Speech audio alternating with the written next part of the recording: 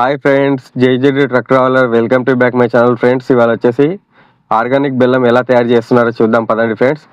మనం ఇప్పుడు ఉన్నది పూణే డిస్టిక్లో. ఈ చిన్నపాటి రైతు పంట పొలము, చెరుకు పంట పొలము, ప్లస్ ఇక్కడే కర్మాగారం, తనది సొంత కర్మాగారం కూడా ఉంది ఫ్రెండ్స్. చెరుకు అమ్ముకుంటే ఎక్కువ డబ్బులు రావని ఇలా ప్రాసెసింగ్ మిషన్ పెట్టుకొని, పరిశ్రమ ఎంఎస్ఎంఈ పెట్టుకొని తను రైతు ఇలా చేసుకుంటున్నాడు ఫ్రెండ్స్. బెల్లం తయారు చేసుకుంటున్నాడు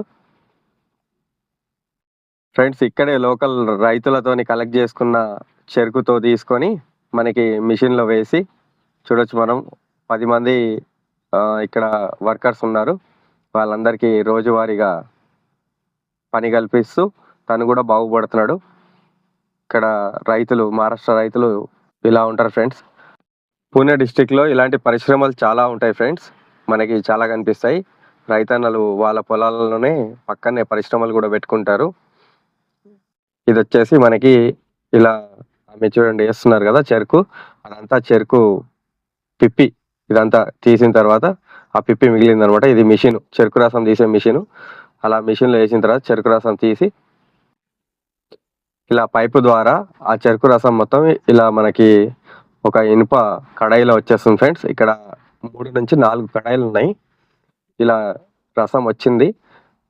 ఫస్ట్ వన్లో మామూలుగా వేడవుతుంది, సెకండ్ వన్లో ఇలా మరుగుతుంది ఫ్రెండ్స్. ఇది ప్రతి 2 అవర్స్కి ఒకసారి ఒక బ్యాచ్ వెళ్తుంది అనమాట, బెల్లం బ్యాచ్ వెళ్తుంది.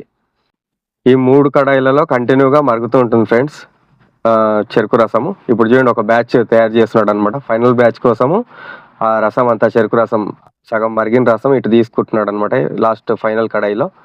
ఇక్కడ మంట ఎక్కువ ఉంటుంది ఫ్రెండ్స్. వీళ్ళ దగ్గర 10 ఎంప్లాయీస్ ఉన్నారు ఫ్రెండ్స్. టోటల్ 4 కడాయిలు ఉన్నాయన్నమాట. ఫస్ట్ రసం గారేది మామూలుగా ఉడకవుతుంది, లైట్గా ఉడకవుతుంది. తర్వాత రెండోది బాగా మసలుతుంది అనమాట.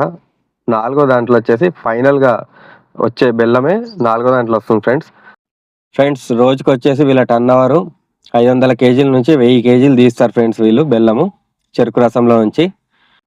ఈ ఫస్ట్ కడాయి లెఫ్ట్ సైడ్లో ఉన్నదంతా చెత్త ఫ్రెండ్స్, అదంతా చెత్త క్లీన్.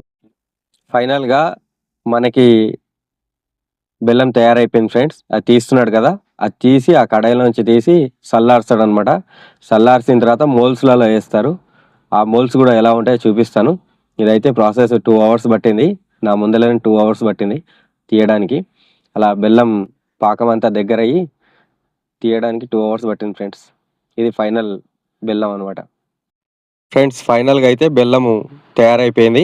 ఇది చల్లారాలి. ఈ మిశ్రమము ఏదైతే పాకం ఉంది కదా, అది చల్లారిన తర్వాత మనకి మోల్స్లలో నింపుతారు ఫ్రెండ్స్. ఇవి మోల్స్, బెల్లం మోల్స్.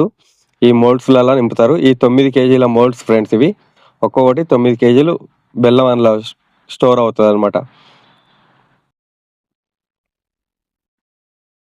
ఫ్రెండ్స్. ఇదంతా చేయడానికి వాళ్ళకి మంట కావాలి కదా.